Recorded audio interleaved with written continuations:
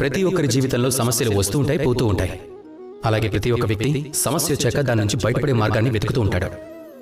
ఎప్పుడైతే సమస్య అంతమైపోతుందో మనం ఆనందపడిపోతాం, అలాగే అజాగ్రత్త కూడా అయిపోతాం. మనకు అనిపిస్తుంది మనం పూర్తిగా సమస్యకి పరిష్కారాన్ని కనిపెట్టాము అని. కానీ ఎక్కడో ఒక చోట ఒక చిన్న బీజం ఉండిపోతుంది. ఇక ఆ బీజం మన అజాగ్రత్త అనే ఛాయలో పెరుగుతూ పోతుంది. తరువాత ఒక మహా సంక్షోభంగా మారి తిరిగి మన పైకి వస్తుంది. ఈ సంక్షోభం ఏ రూపంలో అయినా రావచ్చు. ఎవరైనా శత్రువు రూపంలో కావచ్చు, ఏదైనా మహమ్మారైనా కావచ్చు. అందుకే ఎప్పుడూ జాగ్రత్తగా ఉండడమే మంచిది. అజాగ్రత్తగా ఉండడంతో ఏమవుతుంది అంటే మన సురక్షా చక్రం ఒక అంశంగా మారిపోతుంది. అలాగే మనల్ని అంతం చేసే విషయం ఆ క్షేత్రంలోకి చేరి మన హృదయం వరకు చేరుతుంది.